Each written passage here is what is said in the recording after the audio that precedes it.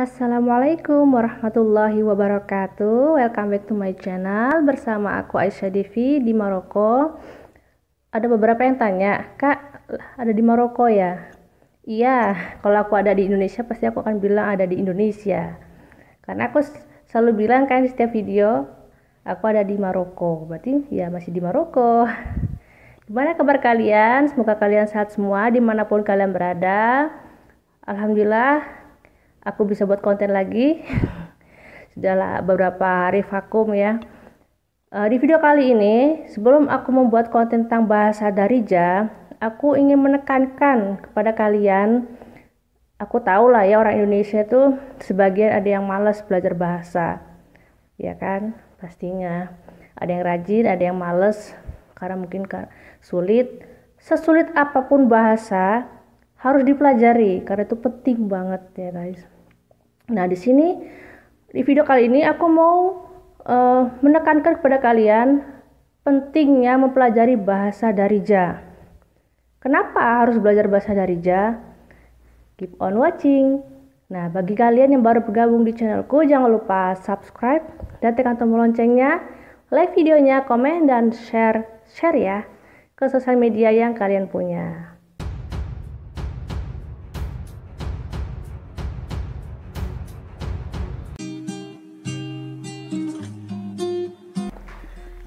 Aku mau cerita sedikit ya pengalaman aku sebelum menikah dengan pria Maroko, oke? Nah, jadi ketika aku dengan suami aku dulu sebelum menikah itu sudah prepare ya, kita mau menikah, disitulah aku mulai belajar bahasa Darija. Aku belajar bahasa Darija bukan setelah menikah atau setelah tinggal di Maroko, enggak. Sebelum aku tinggal di Maroko, aku harus tahu bahasa Darija itu seperti apa, ya. Jadi kalian yang ingin menikah dengan pria Maroko wajib banget belajar bahasa Darija. Jangan sampai kalian sudah tinggal di Maroko dan nggak bisa bahasa Darija. Itu benar-benar mempersulit hidup. Karena kalau kita mempelajari bahasa Darija, hidup di Maroko tuh nggak sesulit itu, ya. Oke? Nah ini sekarang aku mau jelasin betapa pentingnya mempelajari bahasa Darija. Yang pertama, bahasa Darija ini kan bahasa sehari-hari di Maroko ya, bahasa Darija Maroko. Nah, bahasa yang digunakan di Maroko ini ya tidak diajarkan di sekolah, ya tidak diajarkan di sekolah kursus kayak les privat tuh nggak ada di sini. Jadi kita harus belajar mandiri. Dulu aku itu belajarnya melalui suami ya. Pertama suami, kedua website, ketiga ya baru-baru ini aku belajar di YouTube. Dan ketika aku pindah rumah ini aku lebih banyak belajar ya, kosakatanya lebih luas lagi karena aku ya ngomong dengan tetangga, misalkan ngomong dengan ibu yang punya rumah ini gitu. Jadi kosakata aku menjadi luas daripada ketika aku tinggal di rumah mertua. Ya, alhamdulillah. Dan aku sampai sekarang ini masih belajar. Jadi penting banget ya guys ya, mempelajari bahasa Darija. Yang kedua, memudahkan kalian hidup di Maroko. Nah kalian misalkan nih mau belanja ke pasar, kalau nggak bisa bahasa Darija, masa harus terus-terusan minta tolong suami, gitu kan ya? Ya kalau misalkan suami selalu bisa belanja ya oke lah ya. Nah kalau suami sibuk tuh gimana? Nah itulah. Misalkan juga kalian butuh kerabat, misalkan butuh dokumen, harus berangkat sendiri gitu. Kalau kalian bisa bahasa Darija, ya udah mudah kan, tinggal berangkat aja ngomong naik bisnya apa atau naik taksi gitu. Kalau nggak bisa bahasa Darija, gimana coba itu? Kan harus butuh suami terus-terusan kan ya. Jadi mempelajari bahasa Darija ini juga membuat kita bisa mandiri di Maroko ya. Oke? Poin yang ketiga, tidak diremehkan orang Maroko. Ya, ada sih beberapa orang Maroko yang baik ya. Ada juga yang ketika melihat kita orang asing itu, lagi orang Asia, kita itu di sini dipanggil apa yo? Kalian tahu kan? Xinhua. Nah, itulah. Nah, udah melihat kita dengan mata yang kecil, Pas plus nggak bisa bahasa Darija, kita tuh mudah diremehkan ya dengan orang Maroko. Banyak di sini orang Maroko pikir, misalkan aku sendiri ya, dikira nggak bisa bahasa Darija, atau dikira nggak bisa ngaji Al-Quran. Dikiranya ngaji Al-Quran kita ini seperti ngaji Al-Quran pakai bahasa Indonesia gitu. Aku bilang langsung, kita ngaji ya pakai bahasa Arab gini. Kita belajar bahasa Arab juga gitu. Jadi banyak sekali orang Maroko itu yang nggak tahu gitu loh. Dan mereka tuh berpikir bahwa kita tuh nggak bisa belajar bahasa Darija ya. Kita bisa guys, bisa ya.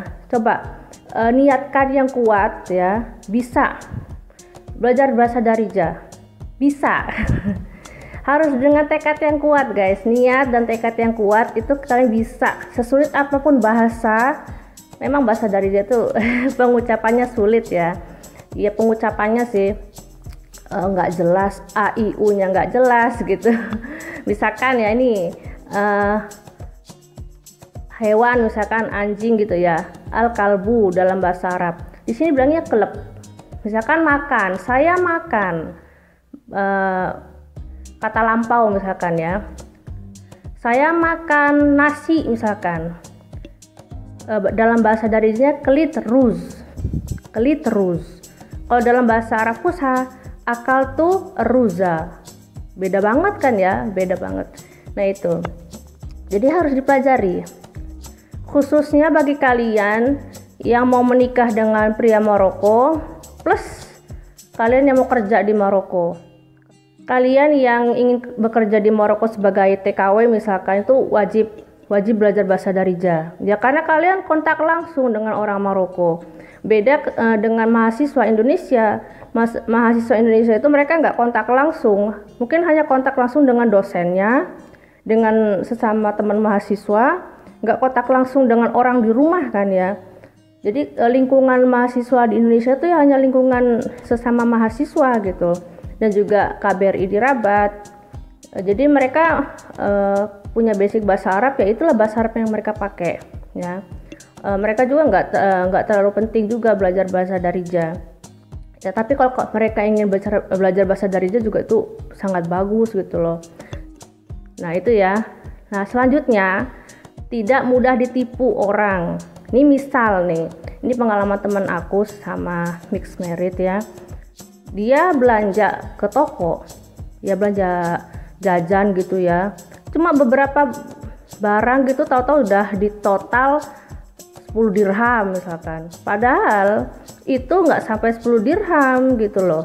Jadi, nah kalau kalian paham bahasa Darija, kalian kalau belanja dihitung sendiri gitu, ini berapa, ini 1 dirham, 2 dirham misalkan ya. Jadi nggak mudah ditipu orang ya. Oke. Mau kemanapun, naik bis atau naik taksi, karena orang sini juga ada yang tipenya tricky ya. Tricky itu apa? Licik, suka menipu ya. Pikirannya nggak paham, nggak tahu bahasa Darija, makanya dari itu. Tapi guys, ini saran dari aku, meskipun kalian sudah menguasai bahasa Darija, jangan membuktikan bahwa kalian itu bisa bahasa Darija.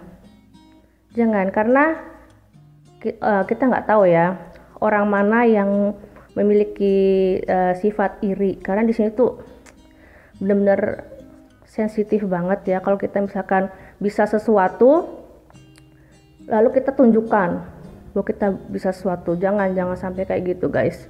Sudah, kalau kita misalkan bisa ngomong bahasa Darija, ya udah orang lain ngomong, ya kita ngomong seadanya gitu. Lalu yang terakhir ini, dengan bahasa Darija kita bisa mempelajari hal-hal baru. Misalkan masak ya. Aku pingin masak revisa misalkan, atau kuskus. Aku lihat resepnya. Oh ini gini-gini. Resepnya nggak mungkin guys pakai bahasa Inggris. Ada memang, tapi jarang ya. Resep yang paling akurat itu yang pakai dari bahasa Darija. Biasanya aku lihat resep-resep itu di Facebook. Entah buat kue, buat apapun itu, aku lihatnya di Facebook pakai bahasa Darija orangnya. Entah itu di video ataupun di gambar. Nah, Dengan kita bisa menguasai bahasa Darija, kita bisa mempelajari hal-hal baru seperti memasak di dapur. Kita bisa mempelajari gimana cara buat kue, gimana cara buat masakan Maroko gitu. Atau mempelajari hal-hal lain gitu ya.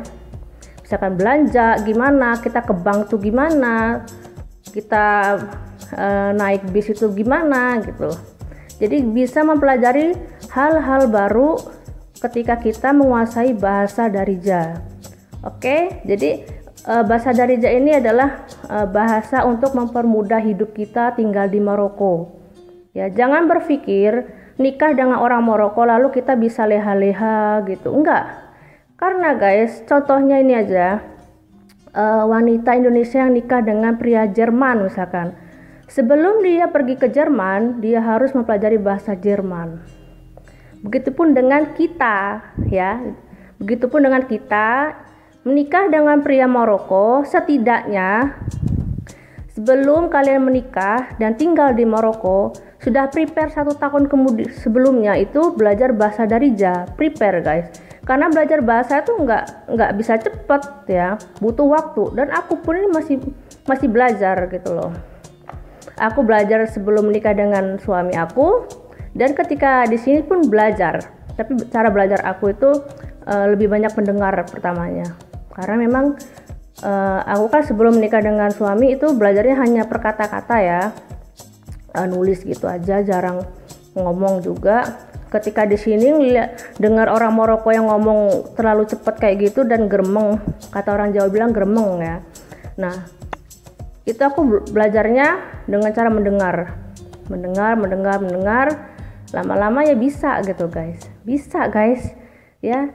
Pokoknya ada niat, tekad yang kuat, aku bisa ya, saya bisa gitu ya. Semoga dengan kalian melihat video ini kalian bisa semangat lagi ya.